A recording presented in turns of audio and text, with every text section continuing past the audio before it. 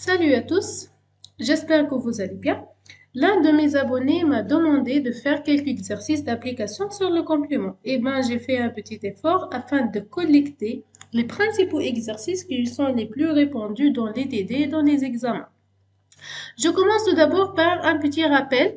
Donc, vous savez que le système complément est l'ensemble de trentaines de protéines solubles et membranaires et qui constitue un effecteur immoral de l'immunité innée et que ce système est basé sur un mécanisme d'activation par protéolise en chaîne, c'est-à-dire que les protéines du complément à l'état initial sont inactivées et donc en présence d'un stimulus antigénique, on a l'activation de complément. Et selon ce type de stimulus, on a trois voies d'activation. On a la voie classique qui s'active par les complexes humains. On a la voie des lectines qui s'active par les sucres, surtout le mannose. On a la voie alterne qui s'active par plusieurs pompes viraux, bactériens et fongiques et principalement par les lipopolysaccharides bactériens. Toutes ces voies ont des protéines qui sont spécifiques, propres à elles-mêmes et des protéines communes. Ici, par exemple, pour la voie classique, on a le C1 qui est formé par C1Q, de C1R et de C1S. Pour la voie des lectines, on a le MBL qui est associé à MASP1 et MASP2. Et ici, l'organisation de cette MBL a la même structure que le C1Q, d'accord? Et on a par contre des protéines communes à la voie classique. La voie alterne est un peu différente cette voie. On a d'autres molécules, d'autres protéines. On a le facteur B et le facteur D qui sont spécifiques pour cette voie. De façon globale, on a la formation par la suite de la C3 convertase, d'accord? Et qui aboutissant après, bien sûr, euh, donc, euh, d'autres étapes d'activation par clivage, la formation des anaphylatoxines qui sont impliquées dans l'inflammation, le C3b qui est l'opsonine majeure du complément facilitant la phagocytose et le complexe d'attaque membranaire permettant la lise de l'agent pathogène. Voilà, je vous rappelle ici qu'on a, suite au clivage de la protéine concernée, on a la génération d'un petit fragment désigné par la lettre petit a et un grand fragment désigné par la lettre petit b. Et cet grand fragment est celui qui est doué d'activité sérénoprotéase. C'est celui qui va activer d'autres protéines. Cette règle, elle est controversée, sauf pour la protéine C2. Dans le C2A, ici, dans le C2A constitue le grand fragment et le C2B constitue le petit fragment. D'accord? Donc, ce qui m'intéresse ici, donc pour la voie classique, voilà la protéine initiatrice C1Q qui est associée à C1S et C1R et on a C4 et C2. On a la régulation à ce niveau par le C1 inhibiteur C4BP et le facteur I.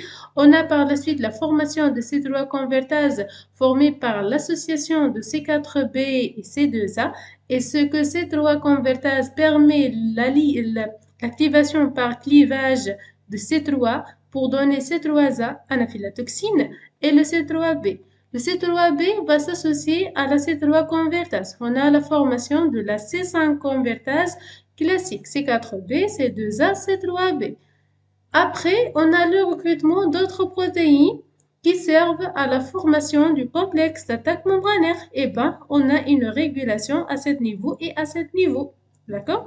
Pour la voie des lectines et qui ressemble beaucoup à la voie classique, au lieu de la C1Q, on a le MBL. Au lieu de C1S, C1R, on a les MASP1 et les MASP2.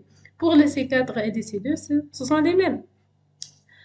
On a ici la formation, comme d'habitude, de la C3 convertase des lectines qui est identique à la C3 convertase de la voie classique. Et on a ici la régulation à ce niveau et à ce niveau. Sauf ici, on n'a pas le C1 inhibiteur parce qu'il est spécifique pour la voie classique. Comme d'habitude, on a le clivage, la formation de C5 convertase, par la suite le cas. Pour la voie alterne, un peu différent cette voie, on a tout d'abord C3b partiellement hydrolysé. Voilà. et qui par la suite, on a le facteur B. Un facteur B qui sera clivé par un facteur D en BA et en BB. Le grand fragment BB s'associe à la C3B pour former la C3 convertase alterne qui va cliver C3 en C3A et C3B. C3B s'associe à la C3 convertase alterne pour donner la C5 convertase alterne qui est formée alors par deux C3B BB et cette C5 convertase alterne qui est obtenue va cliver C5 en C5A qui est anaphylatoxine très impliquée dans la réaction inflammatoire et en C5B et par la suite le recrutement d'autres protéines qui servent à la formation de K. Voilà, on a finalement toutes les voies servent à la formation de K avec la régulation de chaque voie, d'accord? Et bien évidemment, il ne faut pas oublier les récepteurs pour chaque fraction du complément. On a les récepteurs pour les anaphylatoxines et on a les récepteurs pour la C3B qui sont exprimés bien sûr par les cellules immunitaires surtout. On commence par les exercices, on commence par 20 QCM. Essayez de suivre s'il vous plaît. Donc, tout d'abord, le complément est fabriqué seulement par les cellules immunitaires et l'ensemble de 30 protéines solubles et l'ensemble de 30 protéines solubles et membranaires et l'ensemble de proenzymogènes, c'est-à-dire protéines présentes à l'état inactif. Donc, la réponse juste, on a deux propositions sont justes, C et D, c'est-à-dire l'ensemble de 30 protéines solubles et membranaires et l'ensemble de proenzymes. Bien sûr, le complément n'est pas fabriqué seulement par les cellules immunitaires. On a par exemple les cellules épithéliales qui peuvent produire les molécules du complément. Le complément est un mécanisme effecteur de l'immunité innée, est un mécanisme effecteur de l'immunité adaptative, peut être activé par les immunoglobulines et est activé contre n'importe quel agent pathogène. A, C et D. Un mécanisme effecteur de l'immunité innée peut être activé par les immunoglobulines, si je parle de la voie classique, est activé contre n'importe quel agent pathogène. Bien sûr, et c'est logique, puisqu'il est impliqué dans l'immunité innée et la réponse immunitaire innée ne fait pas la distinction entre les agents pathogènes et donc il ne fait pas la comparaison entre les agents pathogènes et donc il va être activé. Mais ici, la seule différence, c'est que la voie qui est impliquée, c'est-à-dire si j'ai des complexes humains en la voie classique, si j'ai des bactéries, par exemple, qui expriment à la surface des sucres, en particulier le mannose, on a la voie des lectines. Si on a des lipopolysaccharides bactériens, on a la voie alterne. C'est ça, en fait, la différence. Le complément appartient à la famille de alpha-1 globuline ou alpha-2 globuline ou bêta-1 et bêta-2 globuline ou gamma-globuline. Bêta-1 et bêta-2 globulines. Les gamma-globulines, ce sont les immunoglobulines. Le complément est activé par les pompes des micro-organismes, est basé sur un processus d'activation par protéolyse en chaîne, est impliqué dans la réaction inflammatoire, facilite la phagocytose des antigènes. Toutes les réponses sont justes. Parmi les protéines du complément, on a le C1 formé par C1Q, C1S, C1R, ou bien C1 formé par C1Q, 2C1S et 2C1R, ou bien le C2 ou bien le MPL. On a seulement B, C et D. Voilà. Les voies du complément sont la voie classique, la voie alterne, la voie perforine granzive, la voie élective. Trois voies classique, alterne et élective. Quelle que soit la voie du complément, on a la formation de anaphylatoxine, C3 convertase et C5 convertase, complexe humain, le complexe d'attaque membranaire. On a la formation des anaphylatoxines impliquées dans l'inflammation, les C3 et les C5 convertases et bien sûr le complexe d'attaque membranaire. La C3 convertase de la voie classique et de la voie d'électine est C4b C2A ou bien C3b BB ou bien C4b C2A C3b ou bien C3b C5A. La première proposition. La C3 convertase de la voie alterne est C4b C2A, C3b BB, C4b C2A C3b, C3b C5A. La deuxième proposition.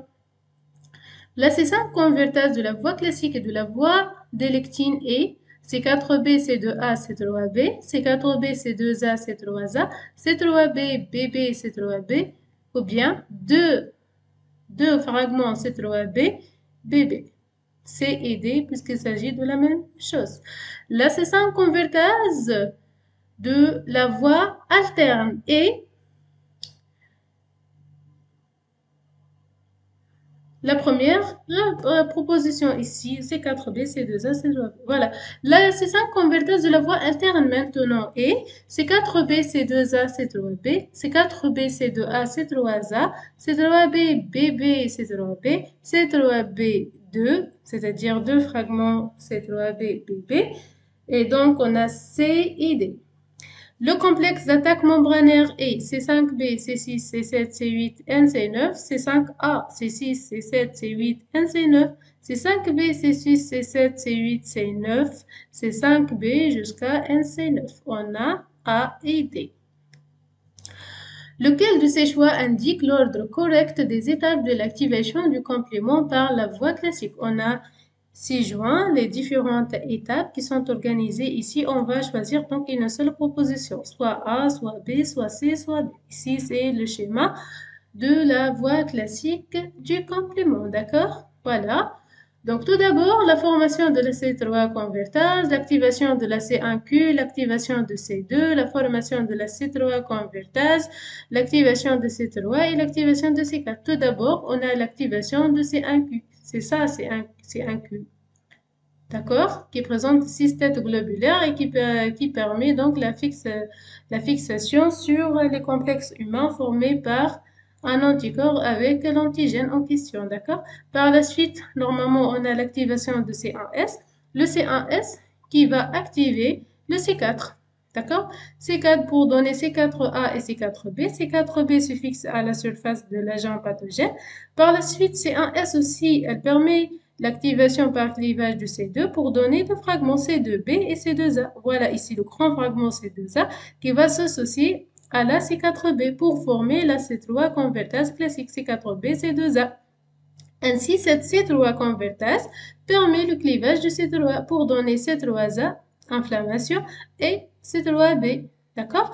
Et C3B, en s'associant à la C3 convertase, permet la formation de la C5 convertase. D'accord? Et par la suite, on a le cas. Et donc, on a l'ordre suivant. Donc, activation de la C1Q, activation de C4, activation de C2, formation de la C3 convertase. Par la suite, activation de C3, finalement, la formation de la C5 convertase. Et la réponse D, elle est juste. Laquelle ou lesquelles des étapes suivantes fait ou bien font partie de la voie alterne d'activation du complément? Voilà. La voie alterne du complément.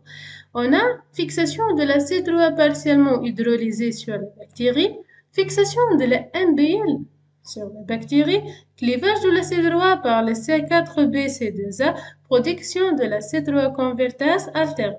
On a A et D. Ici, A et D. Voilà. Ici, cette proposition, en général, elle est juste dans le contexte où on parle de la voie classique et de la voie des lectines. Si je parle de la voie classique de la voie des lectines, elle est juste. Mais ici, pour la voie alterne, on a clivage de la C3, mais par C3B-BB. D'accord? Donc, lorsque vous lire les propositions, il faut faire attention. D'accord? Le complément participe au chimiotactisme, à l'activation des LT naïfs, à l'activation des LB naïfs, à la dégranulation des basophiles et la libération de l'histamine. A et D. Les LT naïfs ne peuvent pas être activés par le complément.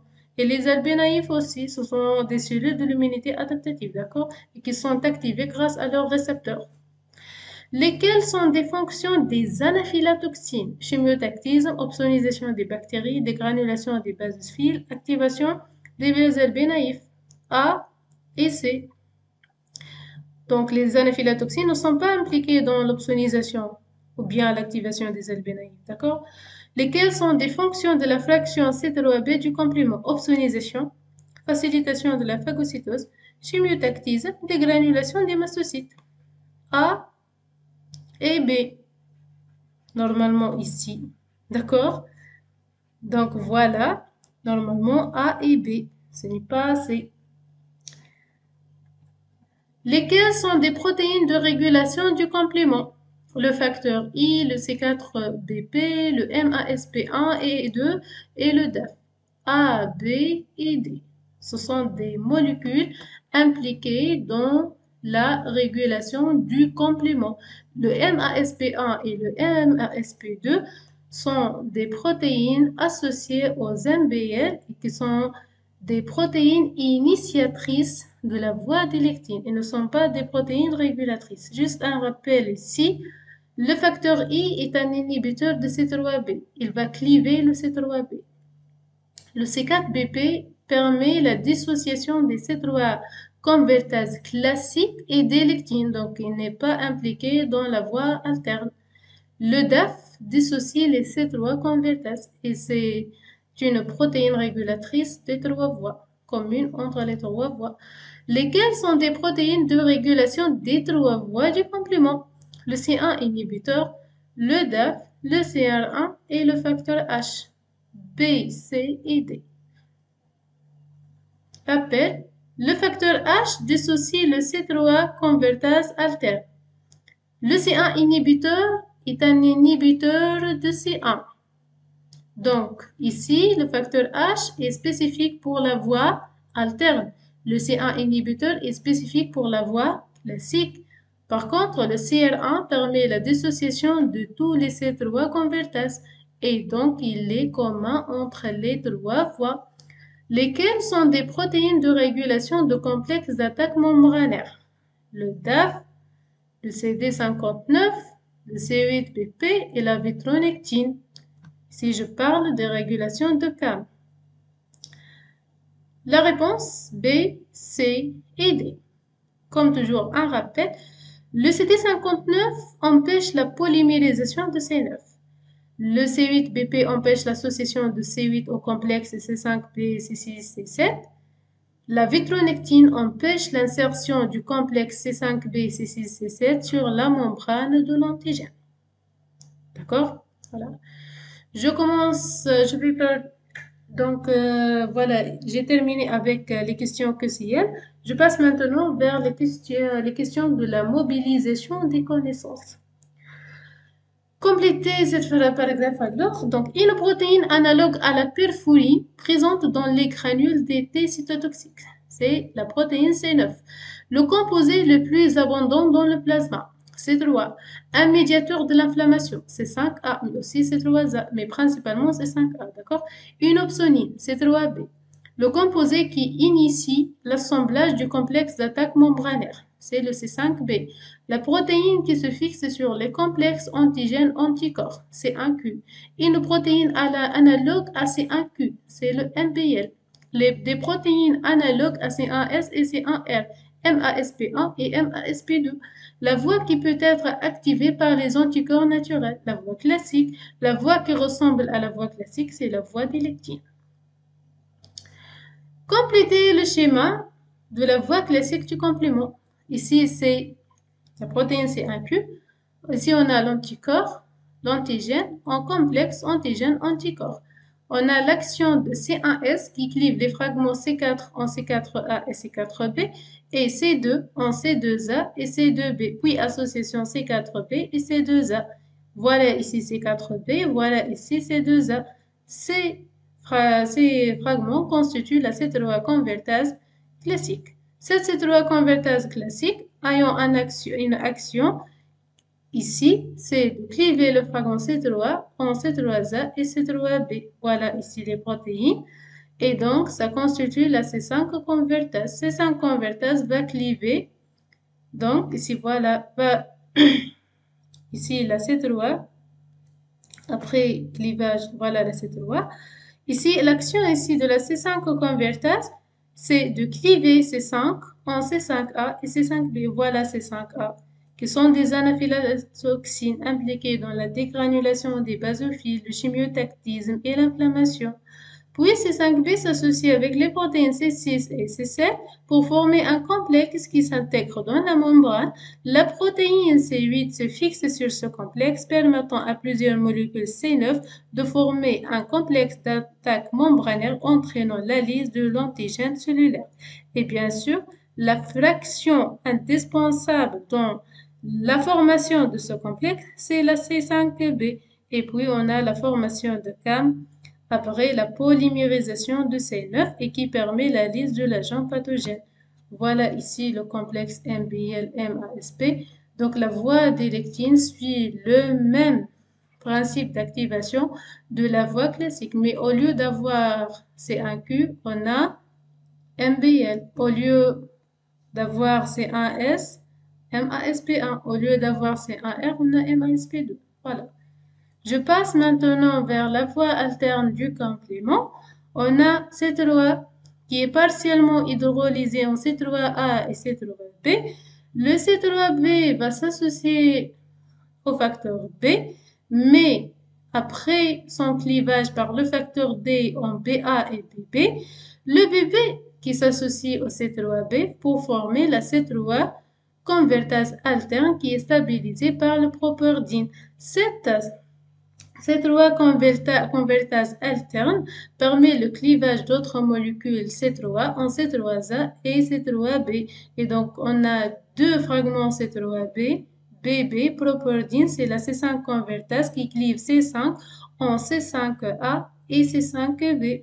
Et bien évidemment, le recrutement d'autres protéines qui vont servir à la formation de complexes d'attaque membranaire. Je vais finir la vidéo par cet tableau récapitulatif. Voie classique, voie des lectines, voie alterne, les activateurs. Pour la voie classique, le complexe antigène-anticorps. Pour la voie des lectines, l'interaction de la protéine MBL avec les résidus manneuses. Pour la voie alterne, l'interaction de la C3B avec de la surface de l'agent pathogène. Les protéines de la phase d'activation pour la voie classique, on a C1Q, C1S, C1R, C2 et C4. On a la C3 convertase classique C4B, C2A, sans C5 convertase C4B, C2A, C3B. Pour la voie des lectines, les protéines de la phase d'activation MBL, MASP1, MASP2, C2 et C4, le même C3 convertase classique, le même C5 convertase classique. Voie alterne, C3B, le facteur B et le facteur D. Le C3 convertase alterne, C3B, BB. Le C5 convertase alterne, C3B, BB, C3B. Ou bien on peut l'écrire C3B entre parenthèses 2, BB. Le complexe d'attaque membranaire, c'est un complexe commun entre les trois voies formé par C5B, C6, C7, C8, N, C9 et les anaphylatoxines aussi, C3A, C4A et C5A. Merci pour votre attention.